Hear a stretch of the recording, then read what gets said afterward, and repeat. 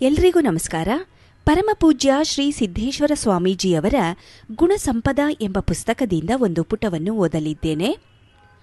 ಮನುಷ್ಯನಿಗೆ ಜ್ಞಾನವು ಬಹಳ ಅತ್ಯಮೂಲ್ಯವಾದಂತಹ ಸಿರಿ ಸಂಪತ್ತು.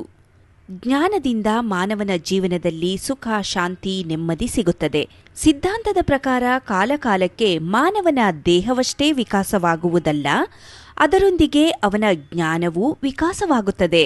ಮಾನವನು ತನ್ನ ಜ್ಞಾನ, ತನು, ಮನ, ಬುದ್ಧಿ ಎಲ್ಲವನ್ನೂ ಕೂಡ ಲೌಕಿಕ ಸಿರಿ ಸಂಪತ್ತಿನ ಗಳಿಕೆಗಾಗಿಯೇ ಬಳಸುತ್ತಾನೆ. ಆದರೆ ಅಂಥವರ ಪರಿಶ್ರಮದಿಂದ ಪ್ರಪಂಚವೇ ಸಂಪದ್ಭರಿತವಾಗಿದೆ.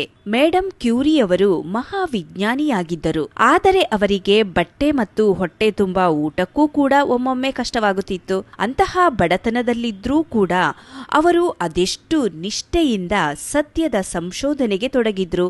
ಆದ್ದರಿಂದ ಅವರ ಮನೆತನಕ್ಕೆ 5 ನೊಬೆಲ್ ಪ್ರಶಸ್ತಿಗಳು ದೊರೆತಿವೆ. ಅದೇ ರೀತಿಯಾಗಿ ಈ ಸೂರ್ಯನ ಕಿರಣಗಳೂ ಕೂಡ ಎಲ್ಲಾ ಕಡೆಗೂ ಹೋಗುತ್ತವೆ. ಅಲ್ಲಿ ಕೊಳಕೆ ಇರ್ಲಿ ಅಥವಾ ಸ್ವಚ್ಛತೆಯೇ ಇರ್ಲಿ, ಆದರೆ ಕೊಳಕಿದ್ದ ಜಾಗಕ್ಕೆ ಹೋದ ಸೂರ್ಯನ ಕಿರಣಗಳು ಯಾವತ್ತೂ ಕೊಳಕಾಗುವುದಿಲ್ಲ. ಅದೇ ರೀತಿಯಾಗಿ ನಾವು ಕೂಡ ಬದುಕಿನಲ್ಲಿ ಸೂರ್ಯನ ಕಿರಣದಂತೆ ಬದುಕಬೇಕು. ನಾವು ಯಾವುದೇ ಜಾಗದಲ್ಲಿದ್ರೂ, ಯಾರ ಜೊತೆಗಿದ್ರೂ ಕೂಡ ನಾವು ನಾವಾಗಿಯೇ ಇರಬೇಕು. ಎಂದಿಗೂ ಕೊಳಕಾಗಬಾರದು ಎಂದು ಪರಮಪೂಜ್ಯ ಶ್ರೀ ಸಿದ್ದೇಶ್ವರ ಸ್ವಾಮೀಜಿಯವರು ಗುಣಸಂಪದ ಎಂಬ ಪುಸ್ತಕದಲ್ಲಿ ವಿವರಿಸಿದ್ದಾರೆ. ಧನ್ಯವಾದಗಳು.